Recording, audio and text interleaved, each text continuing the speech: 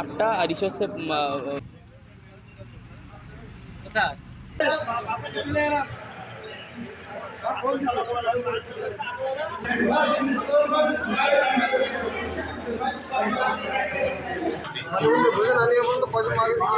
ঘোষণা দিতে পারবে।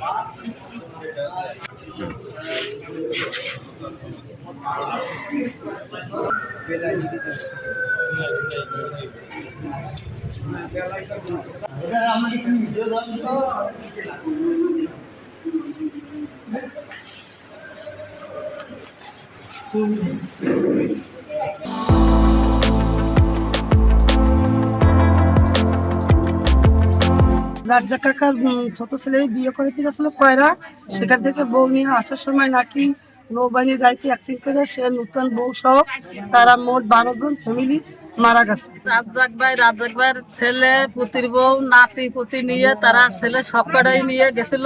আসরের নামাজের পর আমরা শুনছি যে আমাদের 8 নম্বর ওয়ার্ডের সভাপতি রাজ্জাক ভাই খুব ভালো লোক, উনি আমাদের 8 নম্বর ওয়ার্ডের সভাপতি, উনি নাকি ওনার ছেলেকে বিয়ে করাতে নিয়ে গেছিলো কয়রা থানায়। ওইখান থেকে আসার সময় বাবু বাড়ি সম্ভাবনা ওইখানে এসে উনি একটা অ্যাক্সিডেন্ট করেন এবং তার পরিবার সহ নিহত হন। এটি আসলে খুবই দুঃখজনক এবং হৃদয় বিদারক একটি ঘটনা। মংলার ইতিহাসে একই পরিবারের এরকম 13 জন লোক নিহত হওয়ার ঘটনা শুধু মংলা নয়, আমার মনে হয় তথা বাংলাদেশের কোথাও এরকম আছে বলে আমাদের মনে হয় না। তো আসলে উনি আমার খুব প্রতিবেশী, স্থানীয় ওয়ার্ড বিএনপির সভাপতিও ছিলেন, উনি যথেষ্ট ভালো লোক ছিলেন। আমরা যখন আসরের পরে ইফতারি গুছাই তখন আমরা শুনতেছি যে 8 নম্বর ওয়ার্ডের সভাপতি রাজ্জাক ভাই অ্যাক্সিডেন্টে মারা গেছে। তখন আমরা দৌড়াই তার বাসায় আসলে শুনি ভাবির কাছে যে ভাবি, তখন সে তো খবর জানে না, তো যে ভাবি কি হয়েছে, রাজ্জাক ভাইয়ের কি অ্যাক্সিডেন্ট শুনলাম, কয়জন গেছে, বলছে আমার ফ্যামিলির 12 জন একটা গাড়ির ভিতরে। বাবুর বাড়ি সংলগ্ন একটা অ্যাক্সিডেন্ট হয়, দুর্ঘটনা ঘটে।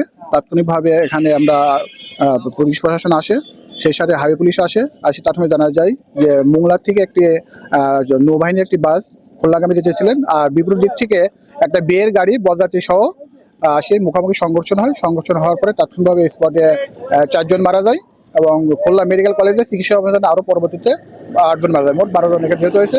তাৎক্ষণিকভাবে এখানে পুলিশ পুরো রাস্তাটা ক্লিয়ার করে এবং আইনগত ব্যবস্থা নেওয়ার জন্য আমরা লাশ প্রসারণ করি, পারিবারিকভাবে হস্তান্তর করি।